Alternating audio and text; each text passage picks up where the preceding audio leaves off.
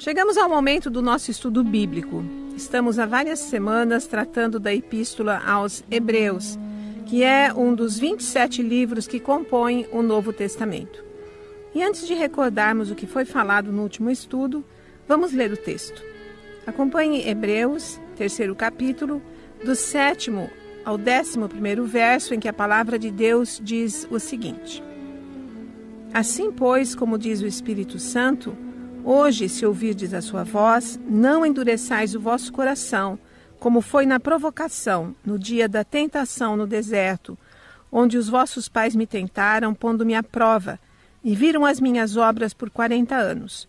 Por isso me indignei contra essa geração e disse: Estes sempre erram no coração. Eles também não conheceram os meus caminhos. Assim jurei na minha ira: não entrarão no meu descanso. Meu ouvinte, essa passagem de Hebreus é uma citação do Salmo 95, que se refere a 2 episódios em especial ocorridos durante a jornada do povo israelita depois da saída do Egito. O primeiro episódio está narrado em Êxodo capítulo 17 e ocorreu poucos dias após o início da jornada. O segundo episódio está relatado no livro de Números, 20º capítulo, e ocorreu cerca de 40 anos depois. Apesar do tempo decorrido entre um fato e o outro, ambos mostram o mesmo tipo de situação.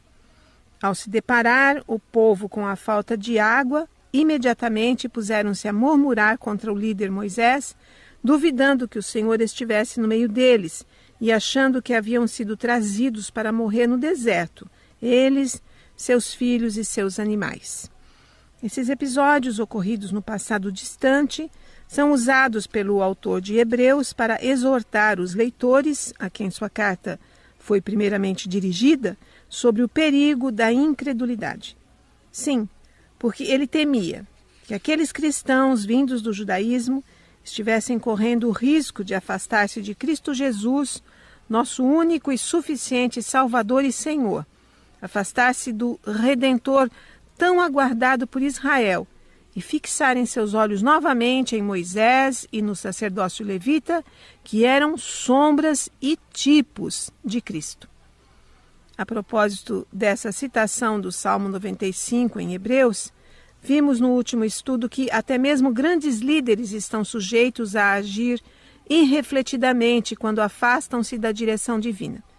Foi o que aconteceu com Moisés no segundo episódio, quando, já perto da terra prometida, ele falou ao povo de forma impensada e feriu por 2 vezes a rocha com a qual deveria apenas falar, e ela daria a água que todos precisavam. Essa ação impetuosa de Moisés custou-lhe muito caro. Ele e seu irmão Arão foram impedidos de entrar na terra de Canaã. No Novo Testamento, na primeira carta aos Coríntios, 10º capítulo, versos 3 e 4, ficamos sabendo que aquela rocha era Cristo. Ele era a fonte espiritual e a pedra espiritual que seguia o povo naquela jornada. A citação do Salmo 95 nessa carta traz várias lições, e uma delas é que aquela geração que saiu do Egito, sob a liderança de Moisés, foi a geração que escolheu crer que Deus não é Deus do juízo. Como eu disse no estudo passado, essa definição tão precisa foi feita por Russell Champlin em seu comentário do Novo Testamento, publicado pela editora Millennium. A geração que escolheu crer que Deus não é Deus do juízo. Aqueles adultos foram a geração que mais e maiores feitos viu acontecerem em toda a história até os dias de Jesus. Ainda assim, não hesitaram em duvidar da presença e da providência do Senhor e incontáveis vezes o provocaram à ira. Eles não contavam com o juízo divino e, consequentemente, não pensavam que poderiam ser punidos pela sua incredulidade, idolatria e provocação. Porém, como Deus não é apenas amor, mas também é o Deus da santidade e da justiça, o seu justo juízo veio sobre aquela geração e nenhum daqueles que haviam saído do Egito com 20 anos ou mais, nenhum deles entrou em Canaã. Todos pereceram pelo caminho. As únicas exceções foram Josué e Caleb. Esse é um ponto muito atual. porque também nós vivemos entre uma geração que, a exemplo daqueles antigos israelitas, escolheu crer que Deus não é Deus do juízo. Daí os comportamentos permissivos, tão contrários à vontade de Deus, que vemos multiplicando-se à nossa volta, como se fossem coisa normal e aceitável. Os púlpitos sendo usados para o anúncio de um evangelho que nada tem a ver com o evangelho ético e santo de nosso Senhor Jesus Cristo. Ao invés do evangelho da graça, temos a pregação do evangelho da riqueza. As famílias enfrentando desafios impensáveis e uma nova moral aparentemente fundamentada no amor está sendo propagada. O conhecido pensador e escritor cristão C.S. Lewis afirmou certa vez que Deus é amor, mas o amor não é Deus. O amor não é uma divindade e não podemos usá-lo como desculpa para tudo. O amor não justifica o que é mal aos olhos de Deus. O amor não torna algo errado em algo certo. O amor não é Deus. O amor não é todo-poderoso. O Deus todo-poderoso, que tem o amor como um dos seus atributos, tem também, e em igual medida, os atributos da santidade, da justiça, da verdade e da imutabilidade. E porque Deus não muda o que ele reprovou no passado e manifestou assim na sua palavra, ele continua reprovando hoje. Tomemos cuidado, portanto, meu ouvinte, com o que nós aprovamos. Estamos vivendo num tempo muito estranho, em meio a uma geração que também escolheu crer que Deus não é Deus do juízo. Toda atenção para não aprovarmos o que Deus desaprova, sujeitando-nos assim ao seu juízo. Mas a citação do Salmo 95 na carta aos Hebreus traz mais lições para nossa instrução. A primeira que eu quero destacar hoje é que Deus é santificado ao exercer o seu juízo. Observe o que diz o verso 11 do nosso texto de Hebreus e que corresponde ao verso 11 do Salmo 95. Assim, jurei na minha ira, não entrarão no meu descanso. Assim, jurei na minha ira. Essas são palavras do Senhor Deus e representam não apenas um propósito, mas um decreto divino. Se você tem dúvidas sobre as circunstâncias, sobre o contexto em que elas foram pela primeira vez proferidas, eu sugiro que abra a sua Bíblia no livro de Números e leia os capítulos 13 e 14. Aí você verá que as provocações da geração que saiu do Egito começaram muito cedo e tinham como base a incredulidade em relação ao Senhor, apesar das grandes demonstrações do seu poder e misericórdia. Certamente, esse comportamento não poderia ficar impune.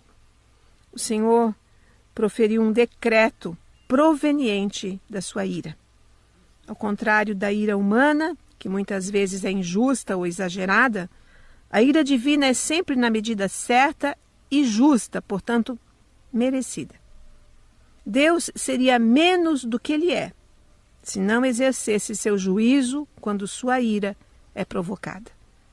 Porém, como podemos entender que, ao exercer o seu juízo, como fez com aquela geração, impedindo-a de entrar em Canaã, como podemos entender que, ao aplicar uma punição, Deus seja santificado? Acontece, meu ouvinte, que a justiça de Deus é um atributo que se relaciona estreitamente com outro atributo divino, a sua santidade. Quando Deus exerce o seu juízo e pune o pecado de um indivíduo ou de toda uma comunidade, ele está demonstrando o seu desagrado, o seu profundo desgosto com o pecado. Não podemos nos iludir. Todo o pecado é cometido primeiramente contra o Deus santo e justo. É por isso que Davi, no Salmo 51, reconhece no verso 4: pequei contra ti somente, e fiz o que é mal perante os teus olhos, de maneira que serás tido por justo no teu falar e puro no teu julgar. O julgamento de Deus manifesta não só a sua justiça, como também a sua santidade, a sua pureza incomparável. Na oração que o Senhor Jesus nos ensinou, como consta em Mateus, 6º capítulo, versos 9 a 13, a primeira frase diz: Pai nosso que estás nos céus, santificado seja o teu nome. Meu ouvinte, será que pensamos no que essas palavras, santificado seja o teu nome, significam? Elas representam, nessa oração, o nosso desejo de que o nome de Deus, que é um nome santo, seja assim reconhecido. Que o próprio Deus seja reconhecido como santo, que ele seja glorificado.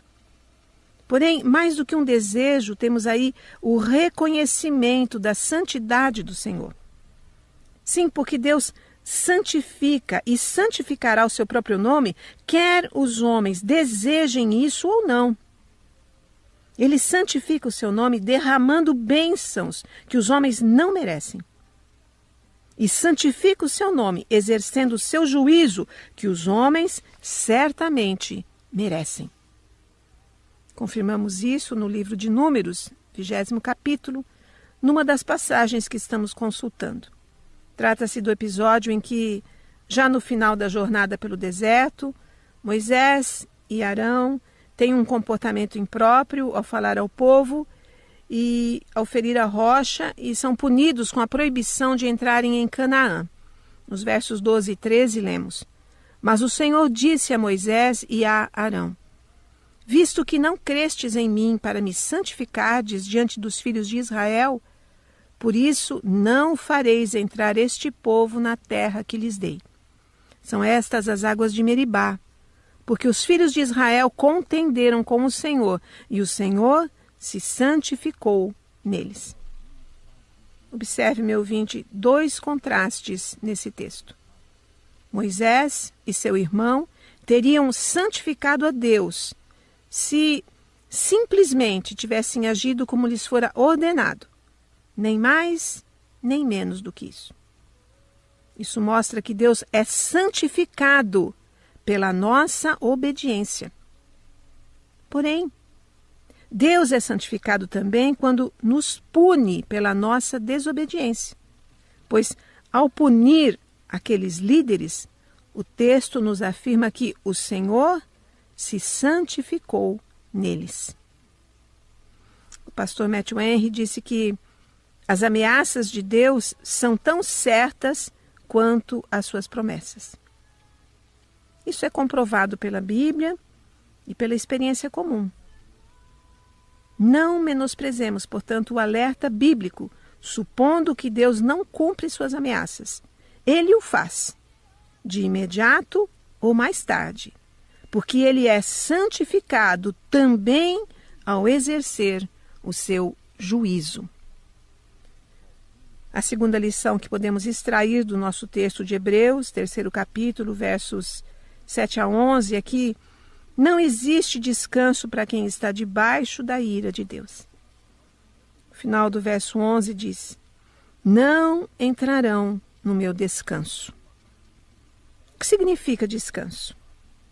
Sabemos que é o mesmo que repouso, alívio e até pode ser entendido como consolo. A palavra descanso e o verbo descansar aparecem na Bíblia desde Gênesis até Apocalipse. Em Gênesis, 2º capítulo, verso 2, consta que Deus descansou no 7º dia de toda a obra que, como Criador, havia feito. E em Apocalipse, 14º capítulo, verso 13, uma voz do céu ordena a João que escreva: Bem-aventurados os mortos que desde agora morrem no Senhor. Sim, diz o Espírito Santo, para que descansem das suas fadigas, pois as suas obras os acompanham. A Bíblia trata do descanso em 3 aspectos: físico, social e espiritual. Na Enciclopédia da Bíblia, organizada por Merrill Tenney e publicada pela editora Cultura Cristã, temos um excelente artigo sobre esse assunto escrito por Guy van der Burg. O professor Guy observa que O descanso físico é uma instituição divina, uma lei natural e uma necessidade básica do ser humano. Assim como Deus ordenou que o homem trabalhasse, em Gênesis 2,15, ele também ordenou que descansasse, tendo como padrão o próprio descanso divino após a criação. Deus criou o ciclo do dia para que o homem trabalhasse durante o dia e descansasse à noite. Além disso, ele ordenou que o homem descansasse um dia por semana, como está em Êxodo 23:12. 6 dias farás a tua obra, mas ao 7º descansarás. E em Êxodo 31:15 consta que o 7º dia é o sábado do repouso solene, santo ao Senhor. Nesse descanso estavam incluídos os animais, os escravos e os estrangeiros, para que todos pudessem revigorar-se. Essa ideia foi estendida para incluir ano 7º ou sabático, em que a terra também tinha de descansar. Tanto os campos como os vinhedos tinham de entrar em repouso, e o que crescesse neles naturalmente era usado para alimentar os pobres e os animais selvagens. Você pode ver isso em Levítico, capítulo 25, do verso 1 ao 7. O descanso é um recurso natural de reprodução de células e renovação dos tecidos e da energia do corpo. Geralmente é obtido por meio do sono, que consome cerca de 1/3 da vida do homem. O descanso é retratado em diversos contextos na Bíblia. Enquanto fugia de seu irmão, Esaú, a noite caiu e Jacó descansou em Betel, reclinando sua cabeça sobre uma pedra. Issacar viu que o repouso era bom. Moisés empenhou-se para que os hebreus tivessem descanso de seu fardo enquanto escravos no Egito. Os profetas e apóstolos de Deus precisavam repousar de suas atividades religiosas, algumas das quais foram extenuantes. Elias descansou debaixo de um zimbro, fatigado quando fugia de Jezabel. Mais tarde, o abastado casal sunamita, amigos de Eliseu, decidiram construir um quarto de hóspedes especial para que o profeta descansasse quando passasse por ali em sua rota de pregação.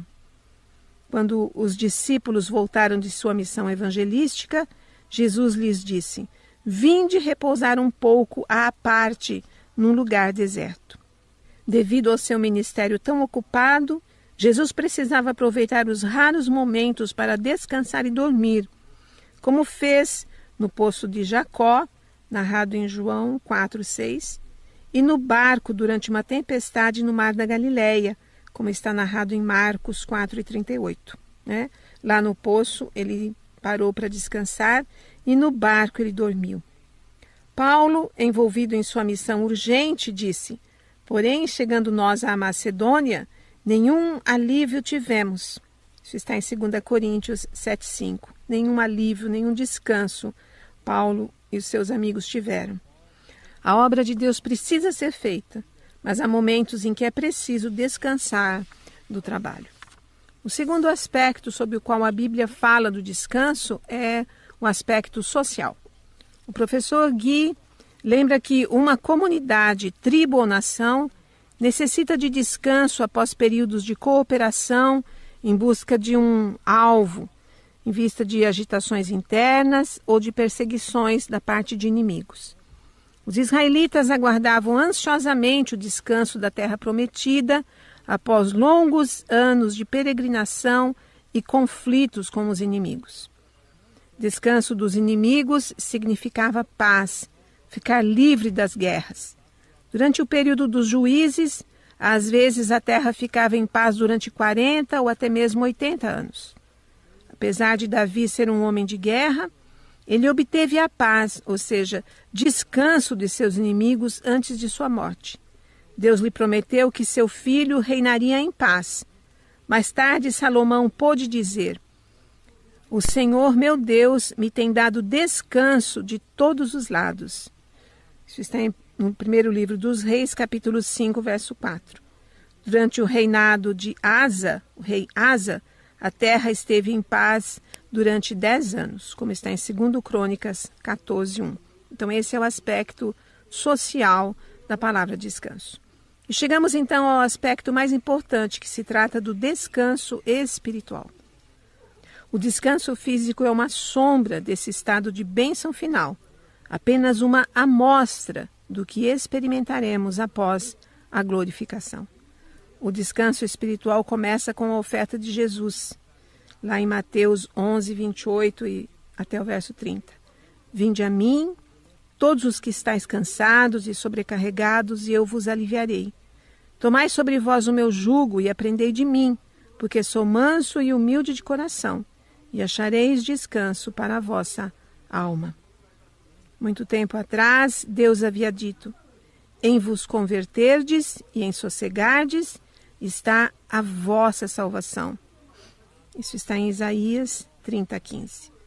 O descanso é o alívio mais ansiado quando o pecado, a doença ou a separação causam confusão à mente e angústia à alma. Paulo disse: ora, quando cheguei a Troade, não tive, contudo, tranquilidade no meu espírito, porque não encontrei o meu irmão Tito. Isso está em 2 Coríntios, capítulo 2, verso 12. Estando mortalmente enfermo, Davi clamou: Deus meu, clamo de dia e não me respondes. Também de noite, porém não tenho sossego, não tenho descanso. Isso está no Salmo 22, verso 2. Já a cura e o descanso despertam a gratidão. Por isso, no Salmo 116, verso 7, o salmista diz: volta minha alma ao teu sossego, pois o Senhor tem sido generoso para contigo. De modo semelhante, em meio ao seu sofrimento, Jó clamou: não tenho descanso, nem sossego, nem repouso. Isso está no 3º capítulo do seu livro, verso 26. Certamente a pessoa afastada de Deus é privada do descanso, como aconteceu com o endemoninhado Gerazeno, citado em Marcos capítulo 5, do 1º ao 5º verso, e aconteceu também com o espírito imundo, ao qual o Senhor Jesus se referiu em Lucas 11, do verso 24 ao 26. É no céu, contudo, que estão os mais acalentados sonhos que o homem tem de descanso. É o lugar do descanso de Deus, como disse Estevão em sua defesa perante o Sinédrio, conforme está narrado em Atos, capítulo 7, verso 49. É no céu que os salvos descansam das suas fadigas, como diz o texto de Apocalipse, capítulo 14, que eu li há pouco.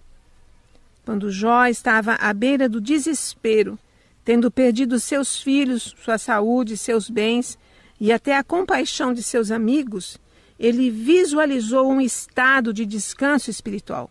Ele lamentou-se por ter nascido, porque já agora, diz ele, repousaria tranquilo, uma vez que ali repousam os cansados. Isso está em Jó, 3º capítulo, versos 13 e 17. Canaã, a terra de descanso prometida, era um símbolo terreno do descanso eterno, que não foi alcançado pela conquista de Josué. Deus disse dos israelitas infiéis: não entrarão no meu descanso. A entrada em Canaã seria para os israelitas a entrada em uma terra de descanso nos 3 sentidos. Seria uma terra de descanso físico e social, porque eles não mais seriam escravizados por outro povo. Teriam suas próprias terras e cidades, onde trabalhariam e viveriam como pessoas livres, seguindo um código de leis que pertencia somente a eles e fora transmitido por Deus a Moisés. Contudo, conforme já vimos, toda a geração adulta que saiu do Egito pereceu no deserto. E isso, como disse o reformador João Calvino, foi um castigo contra a insensatez deles, tendo sido privados do descanso que lhes fora prometido. A entrada em Canaã seria também a entrada na terra do descanso espiritual. E quando Moisés citou a palavra descanso, ele também aludia à realidade simbolizada aí, ao bem-estar espiritual. No Novo Testamento, descanso veio a significar a salvação em Cristo, o repouso celestial de que o autor de Hebreus vai tratar no 4º capítulo. No caso dos israelitas, a geração que entrou em Canaã não era diferente da geração de seus pais, e seus corações não eram firmes e retos diante de Deus. Apesar de todos os prodígios que presenciaram e de possuírem a palavra de Deus para sua orientação, eles teimaram em desobedecer ao Senhor. Assim, o descanso prometido cumpriu-se apenas parcialmente para eles. A vida nômade havia terminado e quando a terra foi conquistada, houve períodos de paz e prosperidade. Mas a desobediência e a obstinação foram empecilhos para que experimentassem o que se pode provar nesta terra do descanso espiritual. Quando estudamos a palavra de Deus, de Josué até os profetas, constatamos que muitas e muitas vezes a ira do Senhor esteve sobre o seu povo rebelde. O pastor Matthew Henry afirma que o pecado no qual se persiste suscita a ira divina e faz essa ira queimar sobre os pecadores. A ira de Deus vai se revelar na sua justa resolução de destruir os impenitentes. Ele vai jurar na sua ira, não de forma impulsiva, mas justa, e sua ira faz com que a condição dos homens seja caracterizada pela intranquilidade. Não existe descanso para quem está sob a ira de Deus. Esse é um terrível alerta, meu ouvinte, que deve levar-nos a considerar seriamente nossas vidas. Não existe descanso para quem está debaixo da ira de Deus. E nos conduz a outro alerta. A Bíblia nunca fala da conversão como um assunto que pode ser deixado para o dia seguinte. Volte seus olhos para o início desta citação do Salmo 95, no texto de Hebreus, 3º capítulo, versos 7 a 11. Veja que nos versos 7 e 8 consta: assim, pois, como diz o Espírito Santo, hoje, se ouvirdes a sua voz, não endureçais o vosso coração. O tempo, meu ouvinte, para sair de sob a ira divina é hoje. Não é amanhã, ou na próxima semana, ou quando você estiver mais velho, ou quando puder trabalhar menos, ou tiver conquistado tais e tais coisas, ou os filhos tiverem crescido, ou estiver aposentado. Não, porque você não sabe se chegará esse dia projetado para um tempo tão distante. Você não sabe se verá todas as coisas com que sonha ver sendo realizadas. Não sabemos sequer se veremos o próximo dia amanhecer. Um autor cristão chamado Fawcett afirmou certa vez que amanhã é o dia quando os homens preguiçosos trabalharão e os insensatos se arrependerão. O amanhã é o hoje de Satanás. Satanás não se importa com as boas resoluções que alguém formule, contanto que as transfira sempre para amanhã. Amanhã é o dia quando os homens preguiçosos trabalharão, o dia quando os insensatos se arrependerão. Contudo, hoje é o dia da oportunidade espiritual. Neste momento, Deus oferece vida em Cristo Jesus. Como Jesus mesmo disse: vinde a mim, todos os que estáis cansados e sobrecarregados, e eu vos aliviarei. Em Cristo, Deus nos oferece vida e descanso. Quando nos aproximamos dele em arrependimento e fé, mesmo que uma pequenina fé, ele nos acolhe em seus braços de amor. Somos perdoados porque ele deu a sua vida e derramou seu sangue na cruz pelos nossos pecados. Aí o Espírito Santo nos regenera, faz de nós novas criaturas, somos justificados pela justiça de Cristo e reconciliados com Deus. Sim, porque a obra propiciatória de Cristo é o que nos livra da justa ira de Deus e nos torna seus filhos e membros da sua família. Isso sim é descanso, meu ouvinte.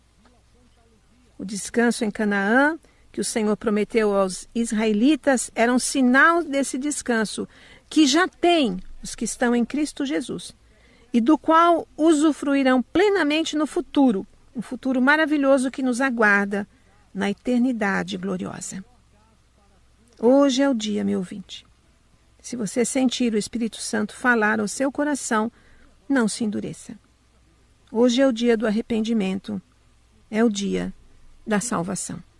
Ao Senhor seja o louvor e a honra e a glória e o domínio pelos séculos dos séculos. Amém.